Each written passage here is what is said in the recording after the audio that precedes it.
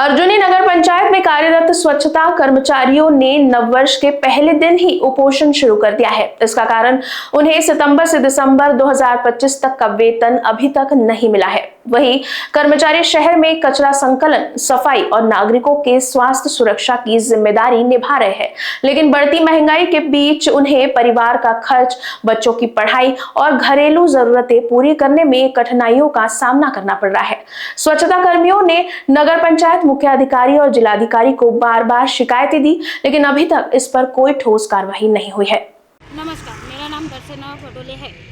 मैं नगर पंचायत सफाई कर्मचारी हूँ। पिछले 5 साल से ड्यूटी कर रही हूँ।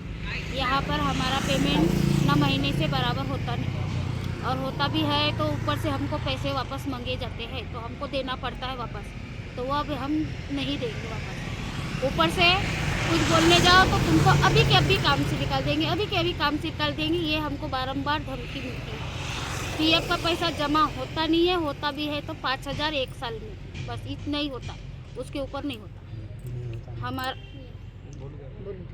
हमारा ESI का दवाखाना खुलना चाहिए, बस इतना ही मांग।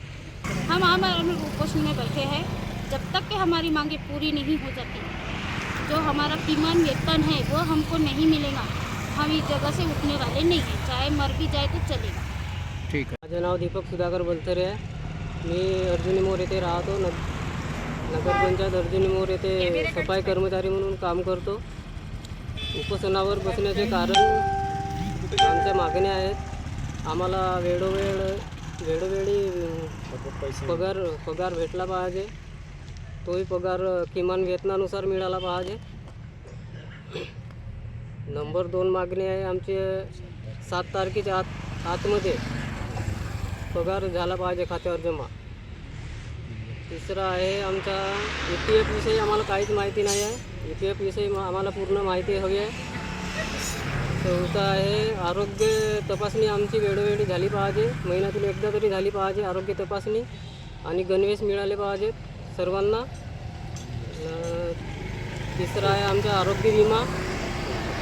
ESPCची माहिती काहीच आम्हाला माहीत नाही आहे, कशी काय आहे ते माहिती मिळायला हवी। आणि ठेकेदारी पद्धत हे बंद करण्यात यावी। महिन्याचा पगार झाल्यानंतर धमकी देण्यात येते, पैसे मागतात, धमकी देतात। नगरपंचायत अर्जुनीच्या जे सफाई कामगार आहेत, कंत्राटी कर्मचारी, त्यांचं जे सध्याचं उपोषण सुरू आहे त्यांच्यामध्ये त्यांच्या प्रमुख 5-6 मागण्या आहेत। त्याच्यापैकी एक मागणी अशी आहे की किमान वेतन लागू करण्यात यावा।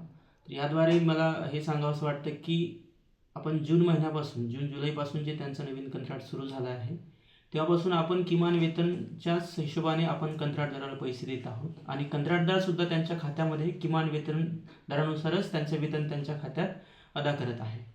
विषय थोडासा क्रिटिकल असा झालेला आहे की जे कंत्राटाचे जे पैसे आहेत मागच्या 2-3 महिन्यापासून नगरपालिकेला प्राप्त झालेले नाही, त्याच्यामुळे सप्टेंबर महिन्यापासून कंत्राटदाराचे देयक अदा करण्यात आलेले नाही। परंतु कंत्राटदाराची ही मुख्य जबाबदारी आहे की त्यांनी इकडनं वेतन जरी इकडनं त्याचा कंत्राटाचा पैसे जरी मिळाला नसला तरी त्यांना स्वतःकडून देणं अपेक्षित आहे। जसा निधी प्राप्त होईल तसा आपण कंत्राटदाराला लगेच त्याचे थकीत देणे आपण अदा करू। आहे की 7 तारखेच्या आत पेमेंट करण्यात यावा। तर 7 तारखेच्या आत पेमेंट कंत्राटदारांनी करणे अपेक्षित आहे। जोपर्यंत आपल्याकडे निधी होता आपण दरवेळेस त्यांना 5 तारखेच्या आत आपण त्यांना पेमेंट केलेला आहे। बाकी EPF आणि ESICचा जो विषय आहे, तर आपण दर महिन्याला कंत्राटदाराकडनं त्यांच्या खात्यात EPF भरल्याचे चलन आपण प्राप्त करून घेत असतो, आणि दरवेळेस जेव्हा आम्ही त्यांना पेमेंट केलेलं आहे कंत्राटदारांनी तशा प्रकारच्या चलन आणि पावत्या या कार्यालयात सादर केलेल्या आहेत।